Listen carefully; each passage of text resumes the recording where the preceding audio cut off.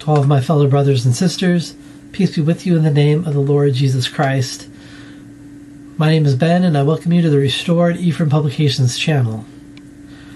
Today, I would like to read you a quote from a man who is both an apostle and a president of the Church of Jesus Christ of Latter-day Saints.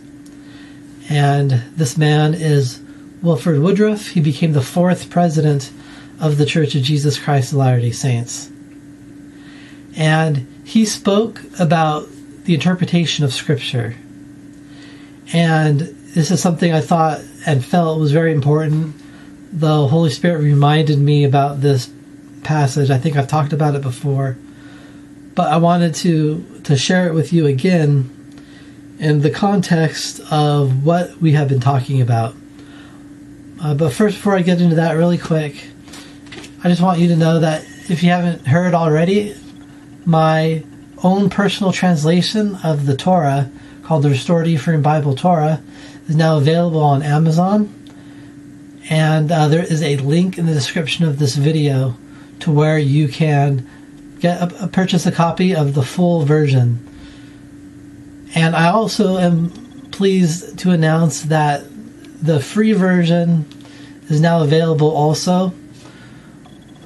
And it's in a link underneath the full version. But I still highly recommend that if you can't afford it, to get the full version, because it's filled with my translation notes and footnotes, all things that will help you to better understand the Torah. So if you can't afford it, please get a copy. If you can't afford it, then the free version is available to you to help you in your study of the Scriptures. Now, I am a member of the Church of Jesus Christ Latter-day Saints. And as such, I feel that it is right for me to speak about matters that involve the Church of Jesus Christ Latter-day Saints. And the purpose of this video, and my videos as of late, is that I want to warn my fellow members of the Church of Jesus Christ of Latter-day Saints. And the Holy Spirit has told me that at this point in time in my life, it is my responsibility to say these things. And what the Holy Spirit has inspired me to warn about to my fellow members of the church is that there are LDS influencers. They're also members of the church. They are what I call scholarly influencers, and so they appear to be very knowledgeable, but in actuality they don't really know what they're talking about. And a lot of them give scripture interpretation, and they want you to believe that the scriptures can contain these hidden messages. And don't just take my word for it. Here is a clip of just one of these scholarly influencers. There's many of them. And so I'm not singling out this person. This is just a clip that I think that best gives the feeling that these people are trying to spread among the members of the church. I find it to be very likely that what Isaiah was doing was trying to preserve the older, ancient, original ways in a coded text so that those with eyes to see would be able to see, and especially those with modern temples and an understanding of covenants would be able to understand. Now, again, I'm not singling out this person as the lone example. This is just one person of many. And many of these scholarly influencers in our church are pushing these ideas that there's some type of hidden, encoded language in the scriptures. And the reason why they're doing that is because, number one, they're doing what we call spiritualizing.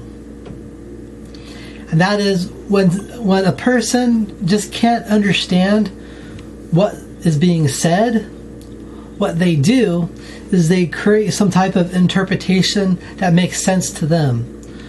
But that's very dangerous, because the scriptures, there's no encoded language in scripture. The only people who want to see some encoded language in the scripture are those who have the spirit of apostasy. Now, this is not me alone saying this, because now I'm going to read to you the quote from, at the time he was an apostle, Elder Wilford Woodruff, now became later the fourth president of the church.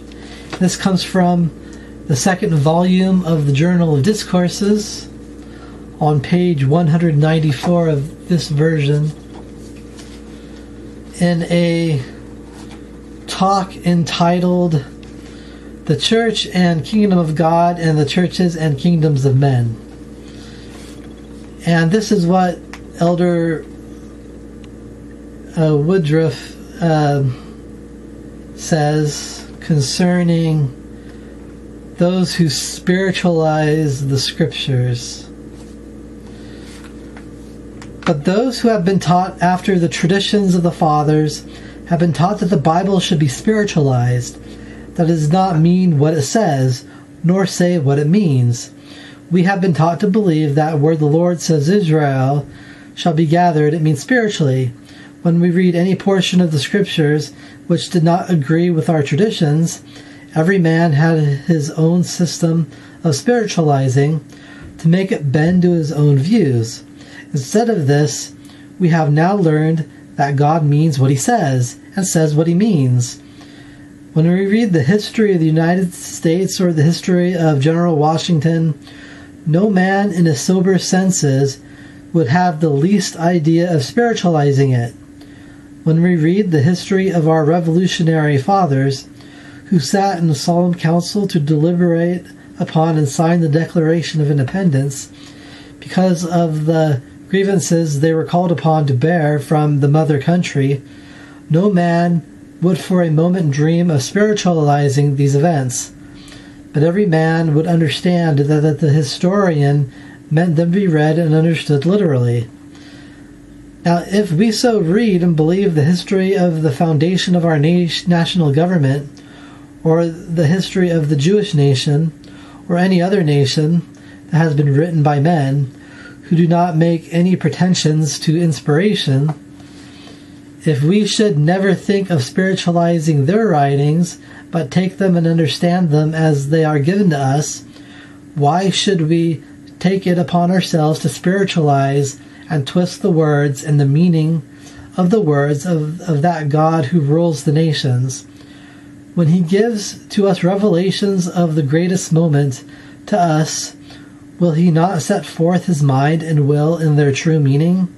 As he intends, they shall be fulfilled, and as he intends, we shall understand them. The Latter-day Saints as a people have learned to take God at his word. We admit that there are in the Bible metaphors, figures, and parables.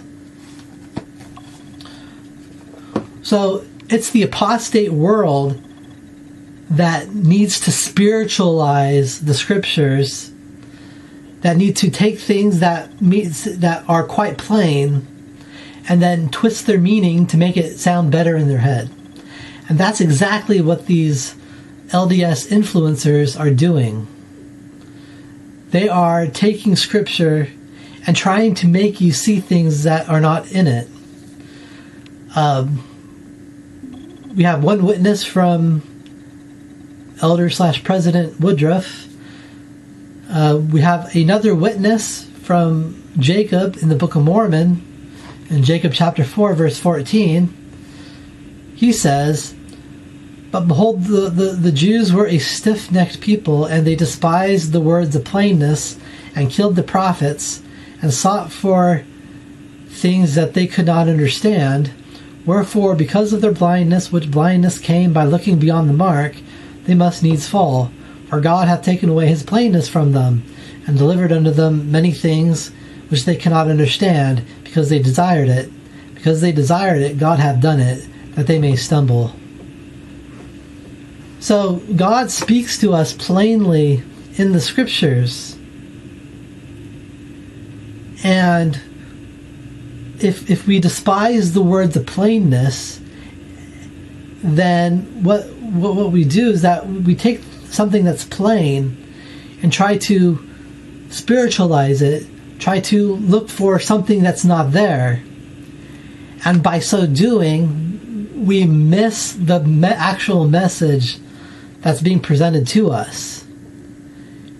And that's what these LDS scholarly influencers are trying to do. They're trying to make you focus on things that are just their own imagination, and you are not focusing on the Scriptures as the Lord intended them to be understood, plainly.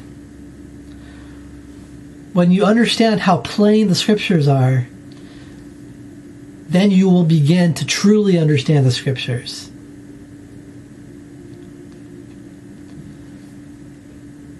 And this is the problem that I see among lots of members of the church, is that they have a better understanding of the Scriptures than the apostate world does. So if you're not a member of the church and you're still part of that apostate world that spiritualizes the Bible, you have less understanding than the people I'm talking about. But there's so much more for us to understand, and we're not there yet. That's why we don't have Zion. That's why we don't have United Order, because we don't understand the things that the Lord is trying to say and to get us to do. And those things are what is important. And as Jacob says, by looking beyond the mark, looking for something that's not in the Scriptures, by spiritualizing it, you miss out on what the actual message is. And what will you miss by following these people that are trying to interpret the Scriptures for you? The best thing you can do is to study the Scriptures and allow the Holy Spirit to guide you through them. Don't rely on these LDS influencers to try to help you to understand, because number one, they don't understand. And number two, you miss that process that's absolutely necessary for us to develop a relationship with the Holy Ghost that will help us to learn through the Holy Ghost even better. If you rely on something other than the Holy Spirit, that's not a good thing. We can rely on the servants of the Lord, who He has called, and we can rely on the Scriptures, and we can rely on the Holy Spirit. And of course, all of these things are meant to point us to Jesus Christ, because it is only through Jesus Christ that we can overcome this world and return into the presence of the Father. And I leave this with you in the name of Jesus Christ. Amen.